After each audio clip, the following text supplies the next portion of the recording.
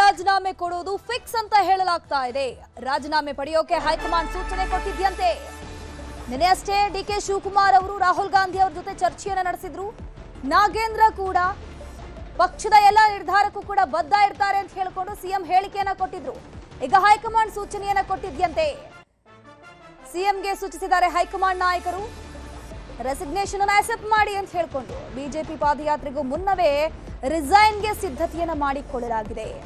September 1ರಿಂದ BJP Ballari ಪಾದಯಾತ್ರೆಯನ್ನ ಹಮ್ಮಿಕೊಂಡಿದೆ.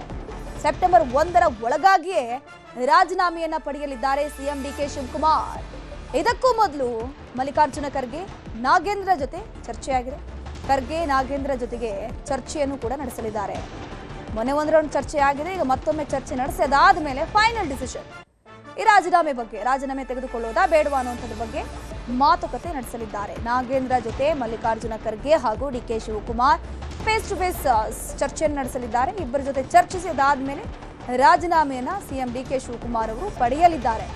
ನೋಡಿ, ಬಿಜೆಪಿಗರ ಪಾದಯಾತ್ರೆಯ ಮೊದಲೇ ರಾಜೀನಾಮೆ ಪಡೆಯುವಂಥದ್ದು ಬಹುತೇಕ ಫಿಕ್ಸ್ ಅಂತ ಹೇಳಲಾಗ್ತಾ ಇದೆ. ಸೆಪ್ಟೆಂಬರ್ 1ರ ಒಳಗಾಗಿ ಈ ಒಂದು ರಾಜೀನಾಮೆಯನ್ನ ಪಡಿತಾರೆ ಅಂತ ಹೇಳಲಾಗ್ತಾ ಇದೆ. ಅದಾದ ಮೇಲೆ ಈಗ ವಾಲ್ಮೀಕಿ ಕೋಟ, ಅದ್ರ ಜೊತೆಗೆ ಬಳ್ಳಾರಿ ಕೋಟ, ಈ ಕೋಟವನ್ನ ಫಿಲ್ ಮಾಡೋದಕ್ಕೆ ಅಲ್ಲಿ ಅನ್ನಪೂರ್ಣ ತುಕಾರಾಮ್ ಅವರನ್ನ ಆ ಸ್ಥಾನಕ್ಕೆ ಭರ್ತಿ ಮಾಡುವಂತಹ ಎಲ್ಲಾ ಲಕ್ಷಣಗಳು ಕೂಡ ಕಾಣಿಸ್ತಾ ಇದೆ.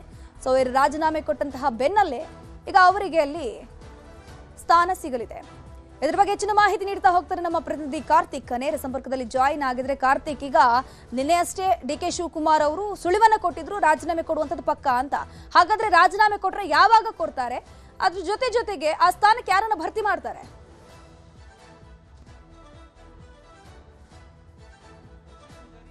ನಾಗೇಂದ್ರ ಅವರ ರಾಜೀನಾಮೆಗೆ ವಿಪಕ್ಷಗಳ ಆಗ್ರಹವೂ ಕೂಡ ದೊಡ್ಡ ಮಟ್ಟದಲ್ಲಿದೆ. ಈ ಒಂದು ಕಾರಣಕ್ಕಾಗಿ ಅವರನ್ನ ಸಚಿವ ಸ್ಥಾನದಿಂದ ಕೆಳಗಿಳಿಸಬೇಕು ಅನ್ನುವಂತ ಒಂದು ನಿರ್ಧಾರಕ್ಕೆ ಕಾಂಗ್ರೆಸ್ ಹೈಕಮಾಂಡ್ ಬಂದಿದೆ ಅನ್ನುವಂತ ರೀತಿಯಲ್ಲಿ ಚರ್ಚೆಗಳು ಶುರುವಾಗಿದೆ. ಇದಕ್ಕೆ ಬಹಳ ಪ್ರಮುಖ ಕಾರಣ ಮುಂಗಾರು ಅಧಿವೇಶನದಲ್ಲಿ ಸಚಿವ ನಾಗೇಂದ್ರ ಅವರ ವಿರುದ್ಧ ವಿಪಕ್ಷಗಳು ಸಂಘಟಿತವಾಗಿ ಹೋರಾಟವನ್ನು ಮಾಡಿತು.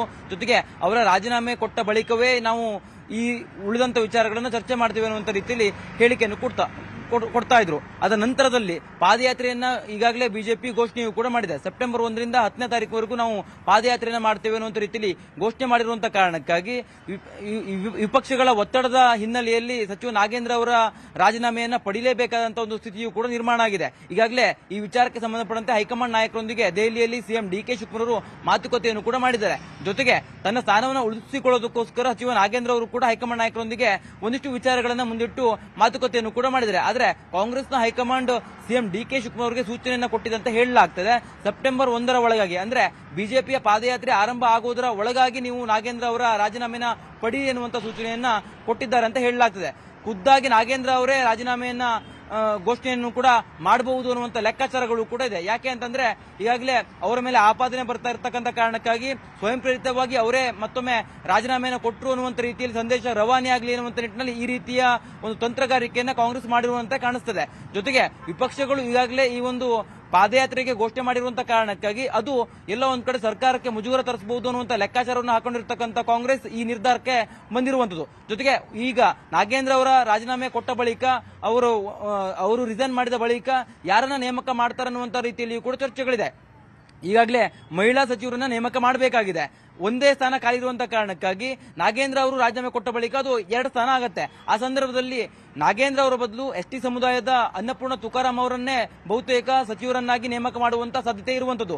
3 ಕಾರಣ ಇದೆ. ಒಂದು, ಅವರು ಬಳ್ಳಾರಿ ಭಾಗದವರು. ನಾಗೇಂದ್ರ ಅವರ ರಾಜೀನಾಮೆ ಬಳಿಕ ಬಳ್ಳಾರಿಗೂ ಕೂಡ ಪ್ರಾಶಸ್ತ್ಯವನ್ನು ಕೊಡಬೇಕಾಗತ್ತೆ. ಜೊತೆಗೆ ಮಹಿಳಾ ಸಚಿವರನ್ನ ನೇಮಕ ಮಾಡದಂತಾಗುತ್ತೆ. ಹಾಗೆ ಎಸ್ಟಿ ಸಮುದಾಯಕ್ಕೂ ಕೂಡ ನ್ಯಾಯವನ್ನು ಒದಗಿಸಿದಂತಾಗತ್ತೆ.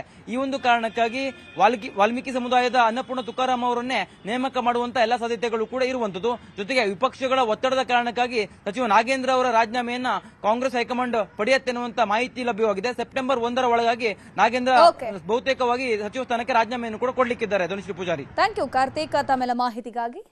ಇವರಿಗೆ